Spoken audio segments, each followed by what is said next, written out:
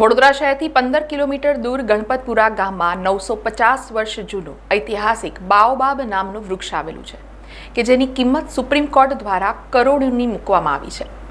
એક વૃક્ષની કિંમત કરોડો રૂપિયાની હોય અને તે 950 વર્ષ જૂનું હોય તો તે વાત તમારા માનવામાં નહીં આવે, પરંતુ વડોદરા શહેરથી 15 કિલોમીટર દૂર ગણપતપુરા ગામમાં 950 વર્ષ જૂનું ઐતિહાસિક બાઓબાબ નામનું વૃક્ષ આવેલું છે।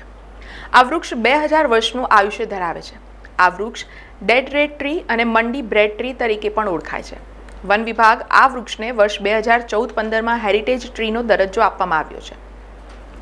સુપ્રીમ કોર્ટ દ્વારા આ વૃક્ષની કિંમત કરોડો મૂકવામાં આવી છે, ત્યારે રોજબરોજ પાદરા તાલુકાના ગણપતપુરા ગામે લોકો આ વૃક્ષને જોવા માટે આવતા હોય છે, જે સમગ્ર રાજ્યમાં એક આકર્ષણનું કેન્દ્ર બન્યું છે।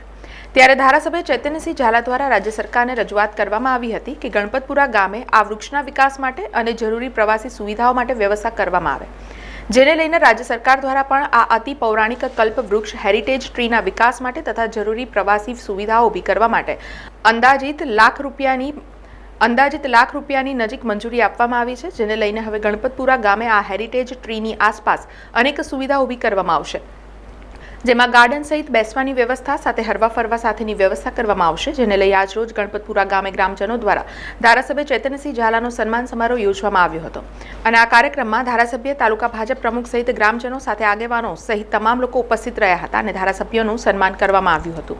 આ વૃક્ષને ગુજરાત સરકારે હેરિટેજ વૃક્ષ તરીકે જાહેર કર્યું છે। આ રૂખડો વૃક્ષ એ ભારતમાં જોવા મળતું નથી, એ લગભગ આફ્રિકા અને મડાગાસ્કરના જંગલોમાં જોવા મળતું વૃક્ષ છે। આ વૃક્ષના ડેવલપમેન્ટ માટે અને આ વિસ્તારના ડેવલપમેન્ટ માટે ગુજરાત સરકાર દ્વારા લગભગ 82 લાખ રૂપિયાની ગ્રાન્ટ આપીને આ વૃક્ષની આજુબાજુમાં રોડ, પેવર બ્લોક, શૌચાલય, ગાર્ડન અને બેસી શકાય તેના માટેની વ્યવસ્થા કરવા માટે સરકારે ગ્રાન્ટ ફાળવી છે અને તેનું કામ એ ટૂંક સમયમાં શરૂ થનાર છે। ગણપતપુરા ગામે આવેલ મહાવૃક્ષ કલ્પવૃક્ષ, જેનો ઘેરાવો 16.5 મીટરનો છે।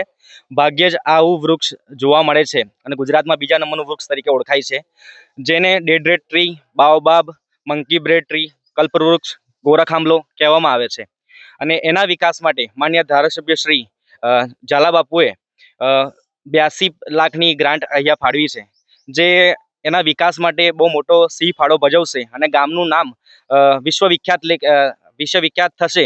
સમાચારોના સતત અપડેટ માટે TNN ન્યૂઝને YouTube પર સબસ્ક્રાઇબ કરી બેલ આઇકોન પ્રેસ કરો અને અમારી સાથે જોડાયેલા રહો Facebook, Instagram અને Twitter ઉપર।